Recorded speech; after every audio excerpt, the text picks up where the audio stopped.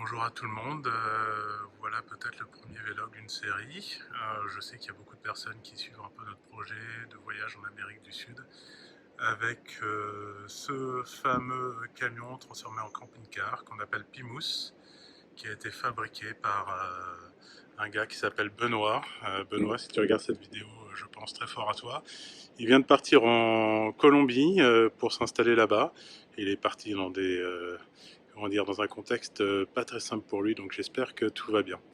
Sinon, bah voilà, on a récupéré ce beau joujou, Pimous, un camion MAN 4, qui est un camion militaire à la base de 1979, qui a moins de 50 000 km et qui a été transformé par Benoît comme une petite maison sur roue qui peut aller partout. Il fait 15 tonnes, 4 mètres de haut, 8 mètres 50 de long, il doit faire 2 mètres 60 de large. Les roues font 1 mètre 35 de haut. Voilà, il y a un moteur de presque 13 litres de cylindrée, Deutz, qu'on peut retrouver sur des engins agricoles, qui a un refroidissement à air par exemple, qui consomme beaucoup, mais qui est très fiable et qui peut nous emmener au bout du monde de façon propre comme figurée, du moins on l'espère. Voilà, ça fait quelques temps qu'on l'a, on est en train de terminer les préparatifs pour pouvoir partir. On part le 19 juillet en théorie, on sera à Anvers, on va embarquer sur le Grande Argentina, un bateau de Grimaldi qui va nous emmener en 30 jours environ à Montevideo en Uruguay en faisant quelques étapes au Brésil notamment. Mais pour en revenir au sujet du jour, Pimous, donc si vous voyez là sous le camion, il y a un récipient, il y a également de l'essuie-tout. Eh bien, je l'ai déplacé hier pour le mettre plus proche de là où on bricole. Et si vous pouvez peut-être le voir, on voit qu'il penche légèrement vers l'avant. Alors c'est pas très notable sur la vidéo, mais il est légèrement clé sur l'avant parce qu'il n'est pas complètement chargé à l'arrière. Donc l'assiette n'est pas complètement plane. Et en fait, je l'ai déplacé parce qu'avant il était stationné un peu plus loin, mais il était stationné de façon un peu moins horizontale. Enfin, du moins, il était un peu plus relevé sur l'avant, de quelques degrés. Hein. Mais j'ai l'impression que ça a suffi à déclencher une fuite de gasoil, parce que le réservoir secondaire qui fait 700 litres est quasiment plein. Et voilà, en faisant le tour du camion tout à l'heure, je sentais une fuite d'essence, une fuite de gasoil plutôt, pour être plus juste. Et effectivement, là, comme vous le voyez, il y a une belle fuite. Et cette fuite semble maintenant résorbée parce que j'ai trouvé le problème, mais je voulais un petit peu documenter ce qui s'est passé. Donc si on se rapproche d'un peu plus près, on se rend compte peut-être légèrement qu'il y a quelques fuites, quelques gouttes encore de gasoil qui persistent, mais c'est relativement... voilà, il y en a beaucoup moins que tout à l'heure. Et là on voit que dans le bac aussi, bon c'est gras, ça se voit pas trop, mais surtout par terre on voit bien la fuite. Et cette fuite, je l'ai localisée. Bon, j'ai eu un petit peu peur que ce soit plus grave que ça, mais j'ai fini par la localiser.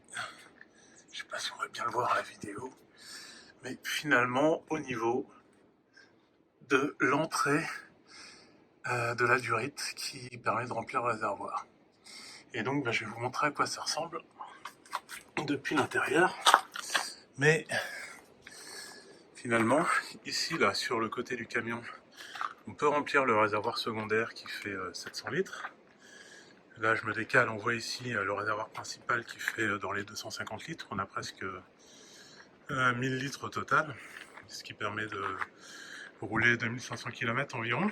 Mais il faut aussi savoir que le gasoil permet d'alimenter le Webasto, qui est en fait le chauffage. Bon, on n'en aura pas besoin a priori en été, mais en altitude d'Amérique du Sud, les températures peuvent être très froides. Donc bon, il y a quand même, il faut pas trop non plus déconner avec une fuite. Ça pue, ça peut être dangereux, ça coule pas loin du pot d'échappement, ça coûte cher, c'est pas très écologique. Bon, il fallait intervenir de toute façon. Oui, et donc, comme je le disais tout à l'heure, je pense que la fuite, en fait, s'est déclarée parce que le réservoir est quasiment plein. Et comme on voit, ça coule au niveau de l'entrée du réservoir, c'est-à-dire en position haute. Donc il faut imaginer que lorsqu'il est légèrement incliné vers l'arrière, le camion, le liquide, le gasoil va vers l'arrière et n'atteint pas l'entrée et la durite, donc il n'y avait pas de fuite. Mais là, comme il est légèrement sur l'avant, ça a créé la fuite. Donc pour intervenir, c'était impossible d'intervenir par le dessous. Donc il a fallu rentrer, on va rentrer dans le... Il a fallu intervenir par le dessus. Voilà, je vous présente le chantier. Ici, un bout de plancher que je viens de démonter. Et là, dans la pièce de vie. Alors vous le sentez pas, mais il y a une forte odeur de gasoil. Voilà ce qu'il y a dû faire. Donc là, très rapidement, vous avez notre lit. Ici, normalement, c'est l'espace cuisine. On va découvrir là sur le côté, notamment le lavabo, le four, les plaques chauffantes. Vous voyez, c'est vraiment le chantier. Et donc, j'ai dû ouvrir le plancher. On a compté les vis, il y avait 66 vis à retirer.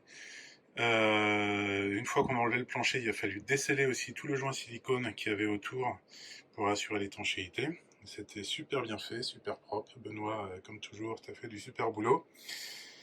Ensuite, il y avait de l'isolant, polystyrène, là, vous voyez les plaques d'isolant qu'on a enlevées. Et puis ensuite encore de l'isolant entre le treillis du châssis, du faux châssis en aluminium. Et là, on voit en gros la durite que je vous fais suivre avec la lumière, la durite de remplissage qui arrive ici dans le réservoir.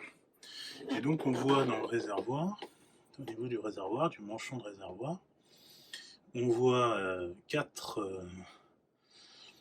colliers, dont un que j'ai rajouté et que j'ai pu serrer, mais qui était en fait, qui assurait pas l'étanchéité. Alors je pense que notamment parce que le gros collier là qu'on voit sur la gauche qui avait été mis, c'est un collier, vous voyez, c'est pas de la très bonne qualité, ça c'est au niveau des stries,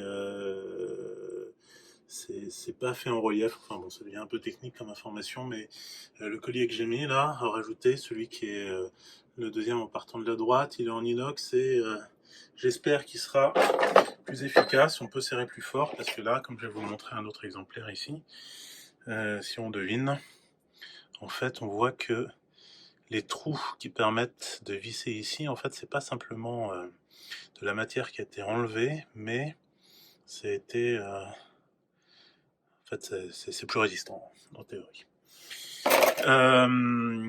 Donc voilà, donc j'ai rajouté cette durite, ce collier. Ça fait 1h30. Il n'y a plus de fuite. Donc ce que je vais faire, je vais laisser passer la nuit. Je vais aussi remplacer les 3 autres pour en mettre 4 nickel. Je vais essayer aussi de faire en sorte éventuellement que s'il y a besoin de réintervenir, de mettre les têtes de vis vers le bas pour espérer éventuellement intervenir par-dessous le châssis. Voilà. Bon, sinon, généralement, ce qu'il faudrait faire, mais bien sûr, je ne l'ai pas fait à cause de la fuite, il aurait fallu mettre un coup de dégapeur thermique pour amollir au maximum la durite, qui est du gros caoutchouc. Mais bon, le dégapeur thermique peut monter à 300-400 degrés. Le point d'inflammation du diesel, c'est plus de 250-260 degrés. Donc, on va pas jouer avec le feu. Il y a presque 700 litres là, de gasoil là, sous mes... dans ce réservoir. Donc, on va pas jouer avec ça. Mais bon, sinon, voilà pour aujourd'hui. D'une part, ça me permet de documenter un petit peu ce problème. Ça permet peut-être de donner des nouvelles à ceux qui se demandent où on en est. Je vais mettre dans la description de cette vidéo le lien vers notre blog qu'on commence à alimenter. Et puis, je vous tiendrai au courant de l'évolution de cette fuite et surtout du voyage. Je suis bien content de l'avoir trouvé avant qu'on parte. Ça aurait été embêtant d'intervenir alors qu'on commence juste le voyage. Mais bon, ça fait partie des petits aléas. De toute façon, il faut s'attendre à devoir intervenir comme ça. Hein. Ça fait partie des aléas d'un voyage de ce genre, sur ce type de véhicule. Et puis, dans l'ensemble, de toute façon, tout fonctionne super bien. Benoît nous a fait vraiment un super véhicule. Je vous montre rapidement. Voilà. Ici, bon, j'ai pas trop de recul parce que je peux pas me reculer à cause du plancher ouvert, mais voilà, ici on a du courage. Normalement, ici vous voyez le frigo. Ça sera peut-être l'objet d'un autre vlog.